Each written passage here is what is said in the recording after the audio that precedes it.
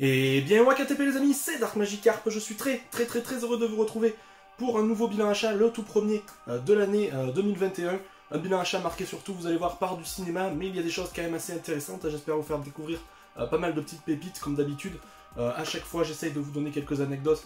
et de vous donner envie de découvrir de nouvelles choses. J'espère que cette vidéo vous plaira, on a du pain sur la planche, donc trêve de bavardage, top au générique et top à la vachette.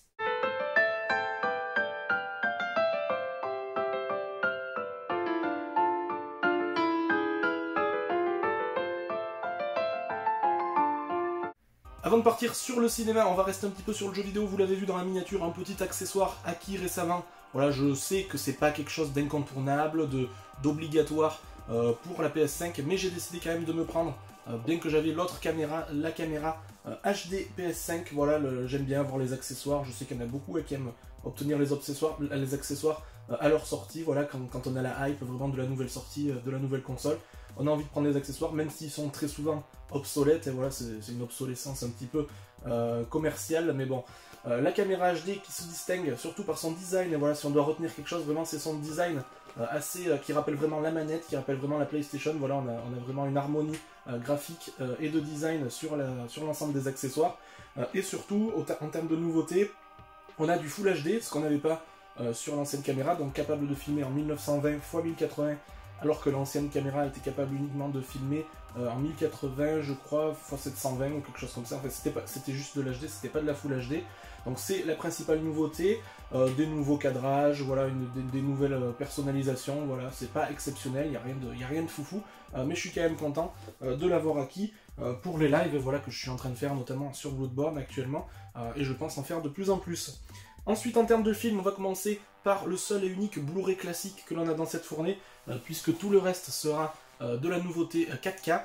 Au niveau des Blu-ray normaux, j'ai acquis une nouveauté aussi. Alors vous savez que j'adore les films alternatifs qui sortent, j'achète les années laser tous les mois. D'ailleurs, je ne l'ai pas ici pour vous le montrer, mais c'est le seul ouvrage vraiment périodique et magazine que j'achète tous les mois, les années laser et toutes les sorties par date, avec le test du film, le test de la qualité sonore, visuelle, etc.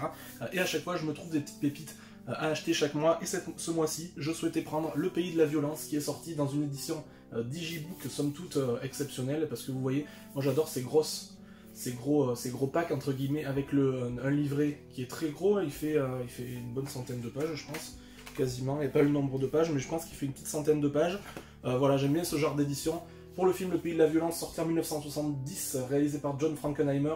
voilà, qui n'est pas un néophyte en la matière non plus, avec Gregory Peck à l'affiche notamment, donc ça c'est vraiment du tout bon, et j'adore avoir ce genre de version intégrale, de version restaurée, avec plein de bonus, plein de petites choses à voir sur les à côté de l'œuvre. Ensuite, j'ai pris pas mal de 4K encore ce mois-ci, puisque je souhaite en profiter de plus en plus, de voir les films vraiment dans leur qualité optimale, pour pouvoir les juger à leur plus juste valeur. En termes de nouveautés, je me suis pris notamment un film qui est sorti, voilà, très récemment, au cours du mois de janvier. Il s'agit d'un film que je n'avais encore jamais vu, donc j'ai franchi le pas, même si c'est pas de base mon style de film, et finalement ça a été une très bonne surprise. Le flic de Beverly Hills, voilà, sorti en 1984, avec le fameux Eddie Murphy, un de ses tout premiers rôles, et même son plus gros rôle au niveau de ses premières années de cinéma, donc je pense que c'est ça. Et ce film, très bonne surprise, voilà, un mélange assez cocasse de comédie, d'action, de drame aussi finalement, assez bien apporté, mené par une musique voilà, de main de maître, par le compositeur de la musique que l'on connaît tous et qui a été repris ensuite par Crazy Frog, etc. Donc voilà, le flic de Beverly Hills, parfaitement remasterisé aussi, voilà, je me suis amusé un petit peu sur internet à voir les différentes comparaisons, et c'est vrai qu'on redécouvre totalement le film grâce à cette galette 4K qui est quand même assez exceptionnelle, donc très content et très belle pépite ce flic de Beverly Hills. Un film que je n'ai toujours pas vu, alors là, voilà, bon là c'est vraiment le film casse-croûte, enfin le film popcorn on va dire du samedi soir, film sorti en 1998 par celui qui n'est pas néophyte non plus en la matière, c'est Roland Emmerich avec son fameux Godzilla, voilà, sorti en 98 comme je vous l'ai dit. Alors celui-ci c'est pareil, je l'ai vu, alors il me rappelle mon enfance, celui-ci c'est plus par nostalgie qu'autre chose, et j'ai très conscience que c'est pas le film de l'année, mais j'avais hâte de voir ce que ça donnait en 4K puisque je l'ai pas vu depuis très longtemps, c'est un film que je voyais notamment lors des périodes de Noël, à la fin des années 90 et début des années 2000, donc voilà, hâte de voir et le redécouvrir vraiment en 4K, voilà, ça pour un petit film non prise de tête, lorsque j'ai pas envie vraiment de voir quelque chose d'un petit peu plus pointu, ça peut faire l'affaire aussi à moindre frais, et ça remplit la collection 4K de façon quand même assez conséquente. Ensuite, je me suis pris encore une fois, alors ce ne sont pas des nouveautés, c'est plus des ajouts à ma collection pour des prix défiant toute concurrence, et souvent de grands classiques que je n'avais pas vus, comme encore une fois, ce Rencontre du troisième type, voilà, du fameux et de l'incontournable Steven Spielberg qu'on ne présente plus, sorti en 1977, celui-ci, voilà, je ne présente pas ce film, il sera à découvrir en 4K directement, donc voilà, des grands classiques à découvrir directement dans sa forme optimale, je trouve que c'est vraiment le top, donc hâte de voir ce que ça donne aussi. Là, un grand classique, bon celui-ci, encore une fois, je le présente plus, mais je pense qu'en 4K, ça va valoir son pesant de cacahuètes. Alors là, on a un casting, bon, c'est un film de Ron Howard, hein, déjà, on aime ou on n'aime pas Ron Howard,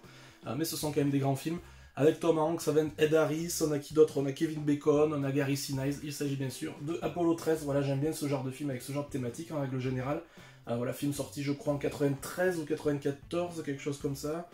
Je sais plus...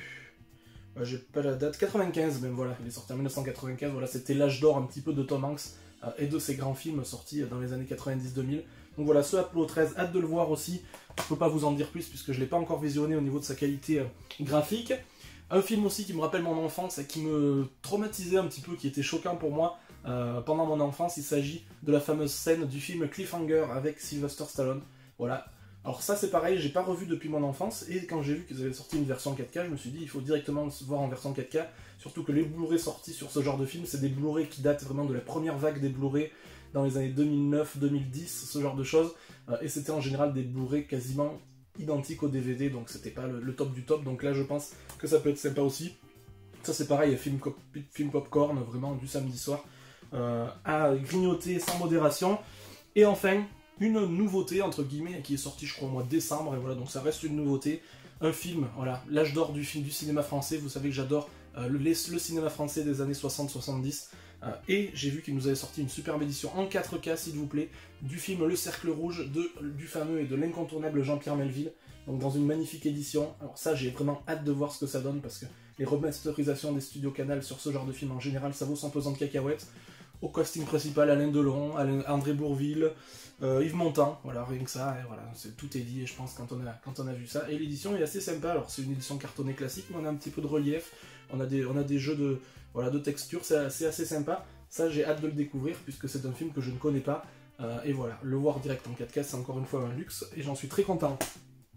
Donc voilà les amis, je crois que j'en ai terminé avec cette vidéo. Il y en a encore une fois un petit peu pour tous les goûts, et dites-moi surtout dans les commentaires, comme d'habitude, c'est le plus important, les commentaires, et au-delà des abonnés, des pouces, etc., de partager avec vous tout ça, savoir si vous avez vu certains de ces films, si certains sont rentrés aussi dans votre collection, ce que vous pensez des œuvres en elles-mêmes, etc. Le petit pouce bleu ou le petit pouce rouge, encore une fois, vous êtes les seuls décideurs de la chaîne, et ça ne changera pas, donc vous mettez absolument le pouce que vous voulez, ça ne me dérange pas. D'ici la prochaine vidéo, plus que jamais, sortez couverts, portez-vous bien, et puis salut, salut!